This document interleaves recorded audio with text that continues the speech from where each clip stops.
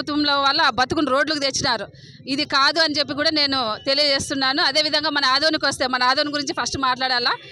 మన ఆదోనిలో 2,50,000 జనాభా ఉన్నటువంటి మన ఆదోనిలో మరి ఎలక్షన్ కన్నా ముందు 2,50,000 ఒకటవ సభ్యునిగా చేరినటువంటి గౌరవనీయులు మన ఆదోని శాసనసభ్యులు ఈరోజు ప్రజలంతా కూడా నమ్మి ఆయనకు ఓటేసి గెలిపించినారు. మరి ఎమ్మెల్యే అన్నగారేమో ఎలాంటి అభివృద్ధి అంటే 3 నెలలు మేము కూడా ఎక్కువ మాట్లాడలేకపోతున్నాము. అభివృద్ధి మాట అటువించి పార్టీని అభివృద్ధి చేసుకోవడానికి ఆయన ఎక్కువగా పిలుపునిస్తున్నారు. ఎమ్మెల్యే అన్నగారికి మేము ఒకటే డిమాండ్ చేస్తున్నాము, అన్న మీరు ఎంతమందిని అయినా పిలుచుకోండి, కానీ పార్టీ గుర్తు మీద గెలిచిన వాళ్ళని రాజీనామా చేసి రమ్మని చెప్పమనండి అని కూడా నేను సూటిగా ఎమ్మెల్యే అన్నగారికి తెలియజేస్తున్నాను. అదేవిధంగా పదే మన ఆఫీస్ గురించి, వైఎస్ఆర్సీపీ ఆఫీస్ గురించి, మరి మా అన్నగారి గురించి, సాయిప్రసాద్ రెడ్డి అన్నగారి గురించి వాళ్ళు మాట్లాడడం జరుగుతుంది.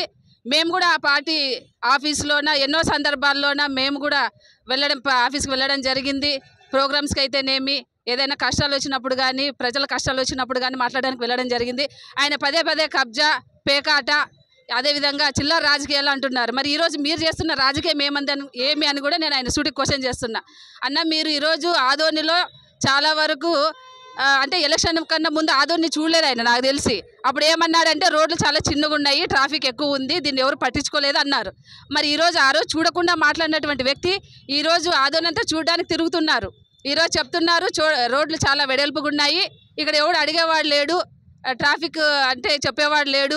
అంటే భాష కూడా ఎలా ఉందంటే మామూలు మనుషుల్లాగా మాట్లాడే విధంగా ఉంది. మేము ఒకటే చెప్తున్నాం, గతంలో 75 సంవత్సరాలు ఉన్నటువంటి మీనాక్షి నాయుడు అన్నగారు కానీ, మల్లప్ప అన్నగారు కానివ్వండి, మా అన్నగారు కానివ్వండి, మాట తీరు ఒకసారి మీరు చూడండి.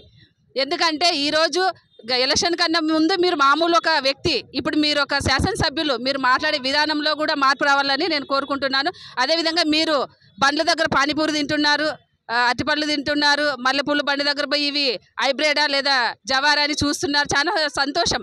వాళ్ళంతా కూడా మీరు వెళ్ళినప్పుడు ఎమ్మెల్యే మా బండి దగ్గరకు వచ్చి మాతో మాట్లాడుతున్నారని చాలా సంతోషంగా ఫీల్ అవుతున్నారు. కానీ వాళ్ళ ఏడుపుకు మీరు కారణం కావద్దని కూడా నేను ఎమ్మెల్యే అన్నగారికి తెలియజేస్తున్నాను. నాకు ఈ అవకాశం ఇచ్చినటువంటి పెద్దలందరికీ నేను ప్రత్యేకంగా ధన్యవాదాలు తెలుపుకుంటున్నాను. ఏదైనా మీరు చేయాలనుకుంటే వాళ్ళకి సపరేట్గా ఇప్పుడు స్ట్రీట్ వెల్డర్స్ ఎవరైతే ఉన్నారో రోడ్ సైడ్ వాళ్ళకి ప్రత్యేకంగా ఒక ఇది పథకం ఉంది. వాళ్ళకి దాదాపుగా గవర్నమెంట్ వాళ్ళు 10,000 వరకు వాళ్ళకి లోన్స్ ఇస్తారు, అంటే వడ్డీ లేని రుణం ఇస్తారు 10,000. మీరు స్ట్రీట్ వెల్డర్స్నే లేకుండా చేసినప్పుడు ఆ పథకం పెట్టి ఏం లాభం అని కూడా నేను క్వశ్చన్ చేస్తున్నాను. కాబట్టి మీరు స్ట్రీట్ వెల్డర్స్ని లేకుండా చేయాలనుకుంటే ఫస్ట్ మొదటగా మీరు స్ట్రీట్ వెల్డర్స్కి జాగా చూపించి తర్వాత ట్రాఫిక్ గురించి ఆలోచించండి అని కూడా నేను తెలియజేస్తున్నాను.